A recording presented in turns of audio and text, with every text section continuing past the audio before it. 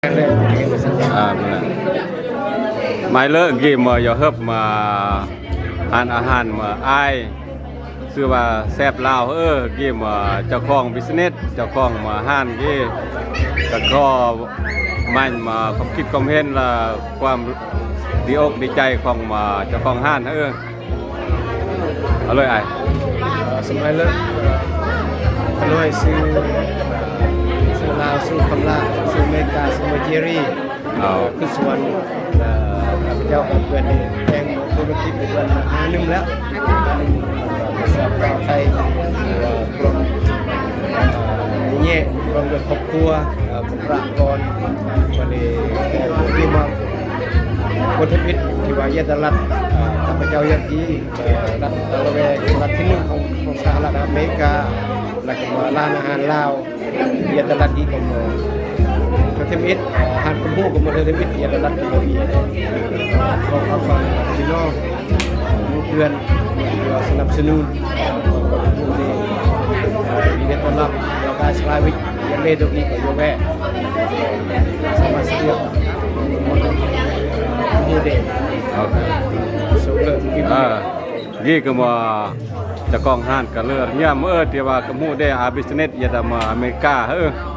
ก็มาไอคำล่า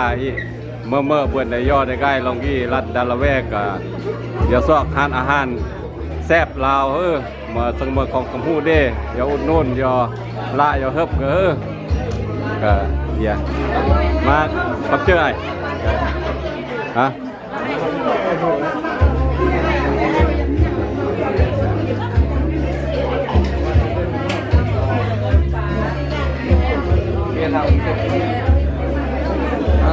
ก็เยอะก็มา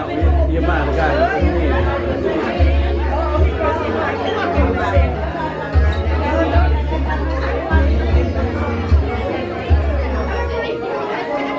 นมาลำพี่น้องมุนกำพูเด้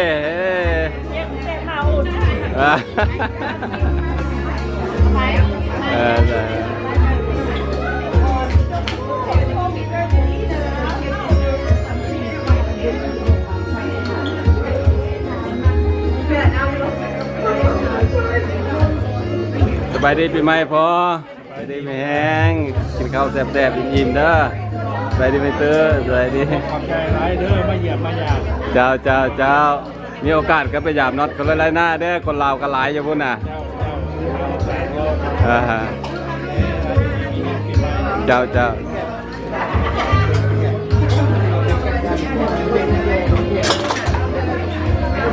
ไม่เลยเราบางอย่างที่มามือเจอเนาะมาเนี่ยหัวหน้ากำหูได้ยาดาเพียร่าดาเฟียหัวหน้ากำหูก็มีก้นกันหมดเลยมันมีก้นเด็กเลย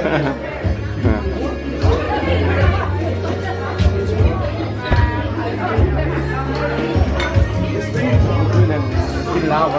กินไทยแบบเยี่ยมบรรยากาศกำลังมาพี่น้องมาเฮ้ยเราสัมติงบาร์ในยูทูบเราความรู้สึกของบาร์ที่ว่าเพื่อนเดียวเฮิบอยู่กันนี่อันไอสัมภาษณ์เพื่อนเลยเอากี้มาเจ้าของบิสเนสเบอร์เปื่อยเล่าเนี่ยกี้มากำลาไอคำลาโอเค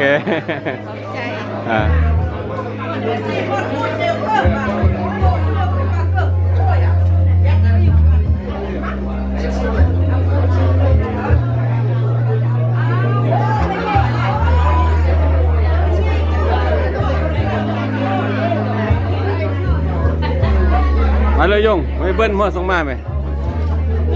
พลาดแน่แล้วเมื่อกี้มายงไอ้ยังไม่ปีนไม่ลาวกี้มายงอย่างนี้จะทำดาราแว่มาบนเดียวกายเฮิบกันแน่อีอย่าเฮิบก็ปีเมฆก็อย่าเฮิบอี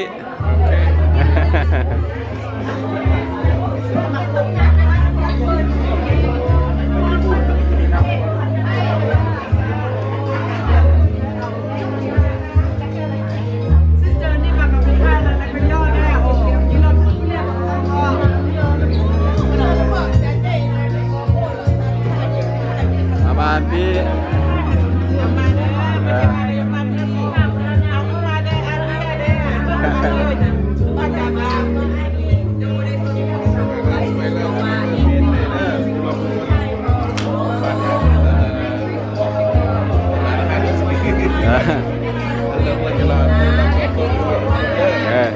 แย่งตะซอง YouTube แย่งใน YouTube สมมติโอเองนะซอง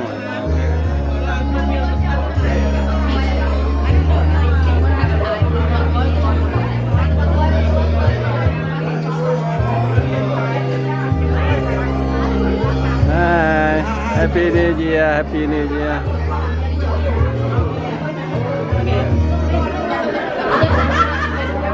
Happy New Year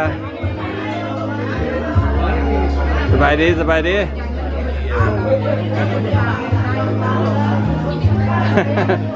โอ้คือกินน้อยเดี๋ยวผู้ใหญ่ๆกินน้อยๆเดียว มาแต่ลุงแม่มาหลายหมองเลย อ๋อ